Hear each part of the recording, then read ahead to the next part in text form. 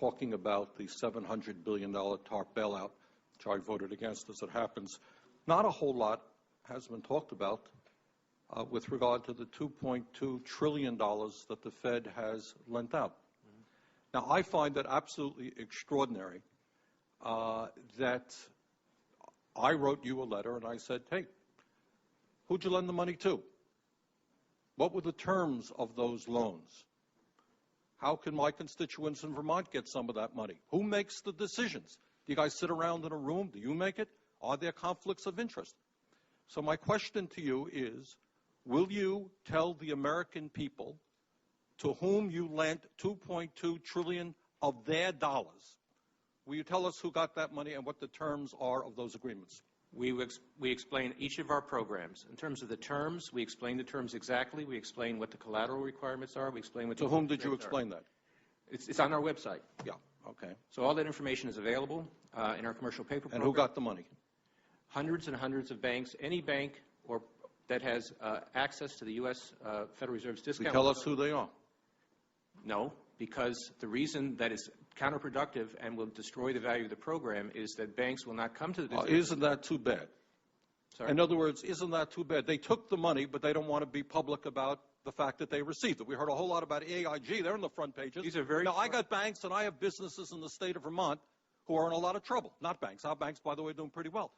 Now, how do these guys who are honest business people get it? Do you have to be a large, greedy, reckless financial institution to apply for these monies? There is no subsidy. There is no capital involved. There is no gift involved. It is a collateralized, short-term liquid loan that is both over-collateralized and is recourse to the company itself. We have never lost a penny doing it.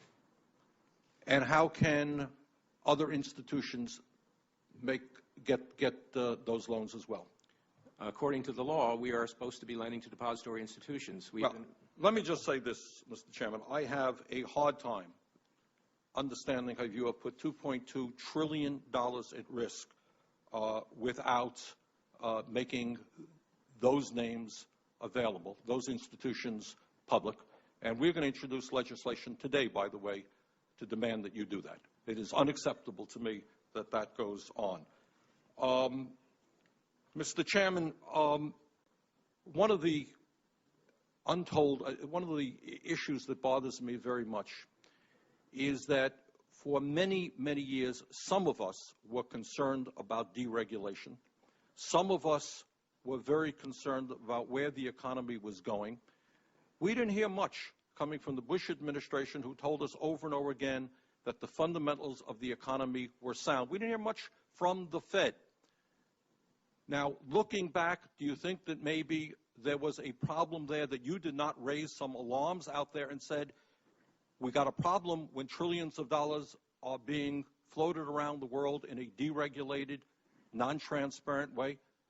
When you heard people talking about the fundamentals of the economy being sound, how come you didn't raise an alarm?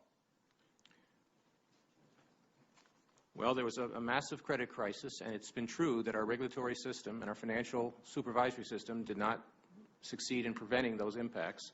And I think it's very important that not succeed in preventing them. Let's take it another way. Do you think that the repeal of Glass-Steagall was a tragic mistake? No, I don't think so. But I do think we need to have much more effective holding company and oversight supervision, and I strongly support a strong program of regulatory reform going forward. Mr. Chairman, in my state, people ask me how it could be that you're providing loans at almost zero interest rates to large financial institutions who are then charging consumers 25 or 30% interest rates on their credit cards. Do you think that that's acceptable, or do you think that those institutions that are receiving help from the Fed should substantially cut those interest rates? Well, with respect to credit cards, we've been working actively in that area in a couple of dimensions. One is that credit card credit availability will be enhanced by our TALF program, which I've just announced. But you're not answering my question. Should a financial institution that is being bailed out by taxpayers charge those taxpayers 25 or 30% interest rates when they're receiving? Well, you need to address that to the Treasury, because it's the TARP that's providing help to failing or damaged firms. The Federal Reserve lends to healthy firms on a collateralized basis. Last question.